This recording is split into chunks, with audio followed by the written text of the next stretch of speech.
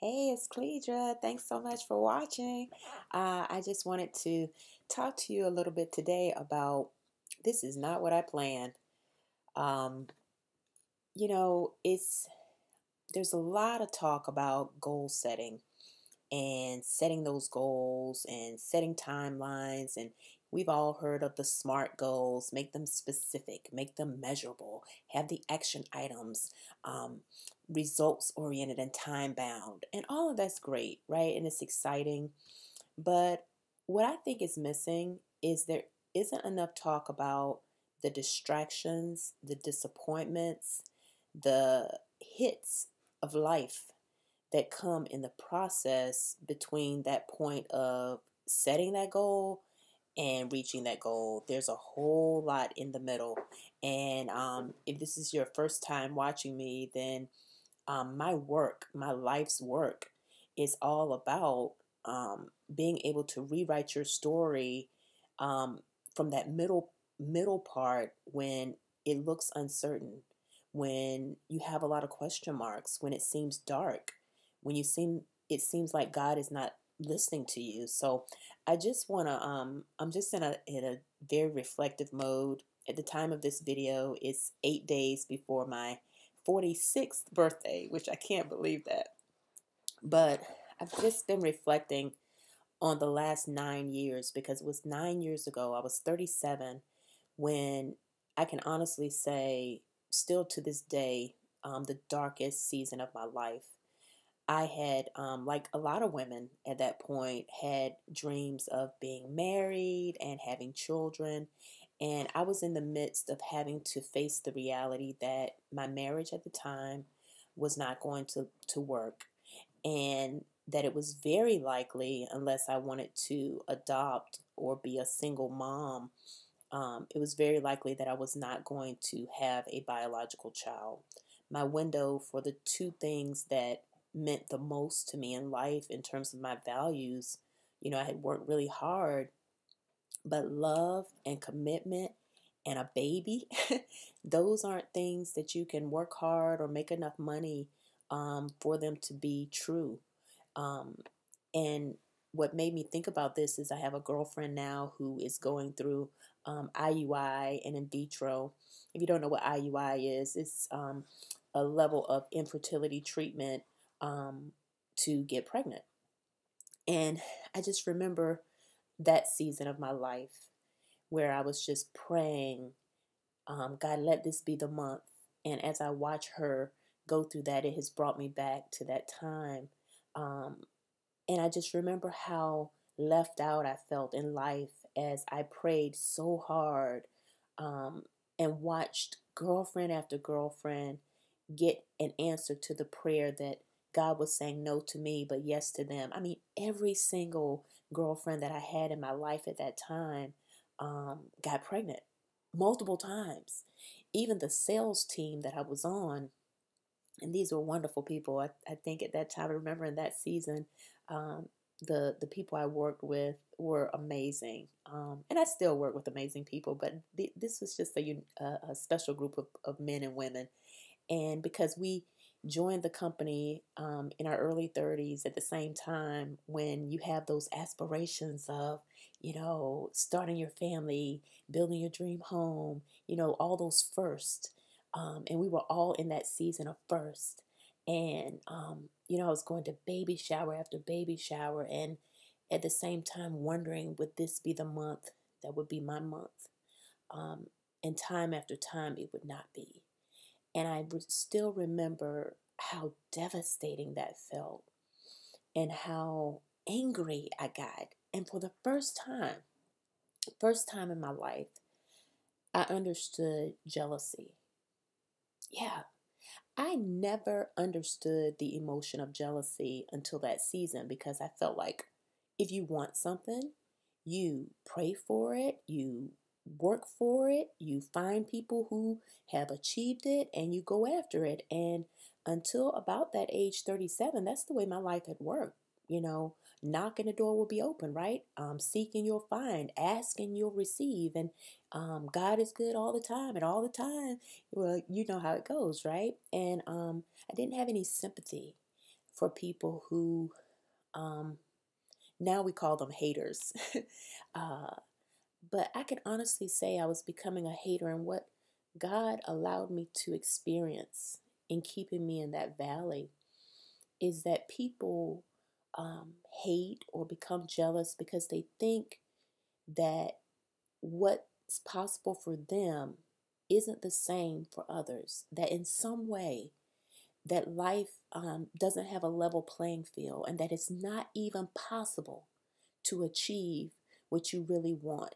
And for the first time, I had to come face to face that it may not be possible to achieve what I really want. Now, please don't send me emails about, Cleveland, you can adopt or you can get a surrogate and all that. Trust me, I did all of that. What I really wanted was to be married one time and to have 3 children and to do it all by age 37. Okay? None of it happened. That's what I wanted. And in that time of my life, I was very rigid. Maybe you can relate to that. I was very rigid that that's the one thing I wanted, and I wasn't open to any other option. And so I'm sharing this with you because maybe you're in a season where it just hasn't gone as planned, and you're having emotions. Like I didn't know how to handle that because, like I said, I had never experienced the emotion of jealousy or feeling like, I don't want to hear about another baby shower, um, and just feeling really sad, but having to put on a happy face because the bills kept going, right? Even though I was in the middle of a divorce, um, I still had to pay my mortgage. I still had to pay my bills. I still had to go to work. And it was challenging. And so, a big reason that I want to do this mindset reset challenge is that God has blessed me so much in those 9 years of taking me through that valley and taking me through the wilderness seasons of not understanding and having to come face to face with so many question marks. And I've learned a lot. And it was painful to get the lessons. And your experience may not be as extreme as, uh, you may have children and you may be in your first marriage, and that part of life may be going really well. But what I do know is that life hits all of us with some kind of disappointment or distraction or diagnosis or death or divorce. There's some kind of D that devastates us. And so I want to help you with it. Um, I want to help you with it by taking you through 9 consecutive days of mindset reset. Um, and each day represents, this is my 9th year of coming out of that season. I want to emphasize 9th year. It wasn't quick. Sometimes I'll get emails and people will say, Cleature, I want to do what you do. And I think that's wonderful that I inspire you to go after your dreams, to help other people. I think that's wonderful. And that's a part of why I do this work. I want to show people that while the plan that you planned may not work, there is a plan that will be so fulfilling.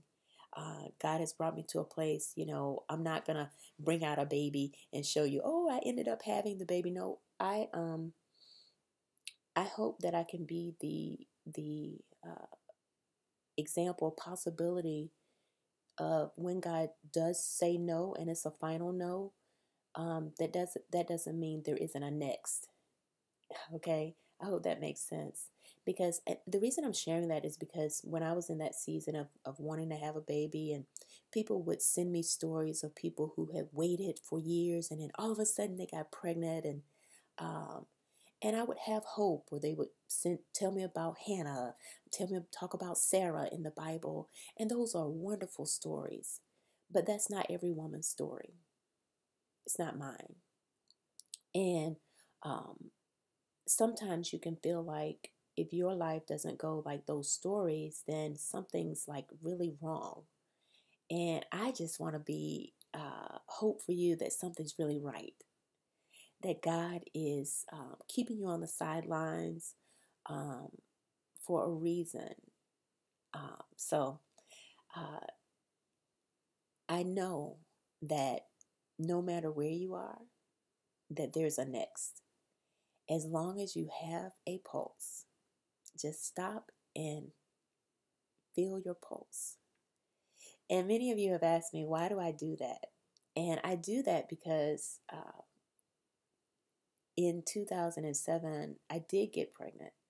And some of the happiest moments were when I would go and have my sonogram and I would be able to see my baby's heart beating so quickly. For those of you who've been pregnant, you look at that sonogram and it's beating so quickly and they're moving. And there's a feeling that just floods your body. It's indescribable. Um, the feeling. I know if you've been pregnant and you've seen like this life is inside of me. Um, that heartbeat, that's life. I still remember the doctor saying, okay, let's look for the heart. And when he found that heartbeat, I just know how it made my heart explode. And I also know what it did to my heart the day I saw the sonogram and the heart wasn't beating. I know both. And so that's why in my worst moments, and I want to offer this to you, I feel my pulse. Because what I know from that pulse is two things. One is that the hand of God is still on my life. And two, it reminds me that I made it. I made it witnessing the only baby I will know on this side of life. I witnessed the joy of that heart and I survived watching it stop. And there's something that you have survived. You know why? Because you're still watching this. And if you need a reminder, you just go back to that drum beat. So I am so excited. I'm humbled. You watching is a part of the vision that I got in that valley.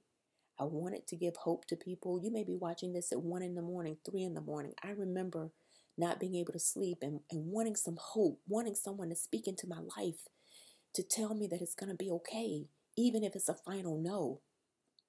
And so I hope that's what I can be to you, wherever you are.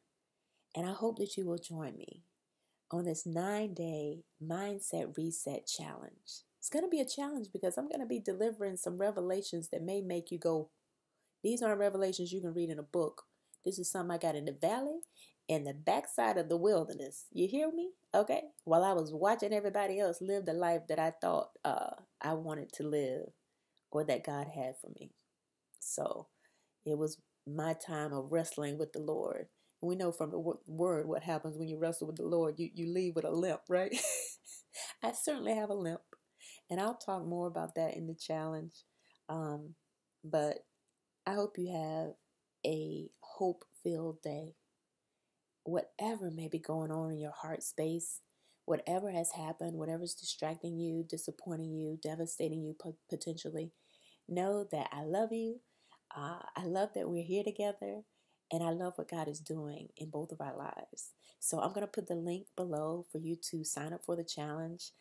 If you're watching this video, let me just put a timestamp on it. This is August the 20th, 2016. So if you're watching it after that, the challenge may be over. But at any rate, if you're watching it and it's that time, then sign up, and I will be so happy to see you and to share 9 years of revelation in small little nuggets each day over 9 days. Have a hope-filled day and look to the hills because your strength is coming. All right. Take care. Bye. And let me know what you think. All right. Oh, as always, let me know what you think and subscribe if you haven't subscribed and share with your friends if you know someone who could benefit from Victorious Mindset training that I try to give you guys every time I make a video. So have a wonderful day and I'll talk to you soon. Bye.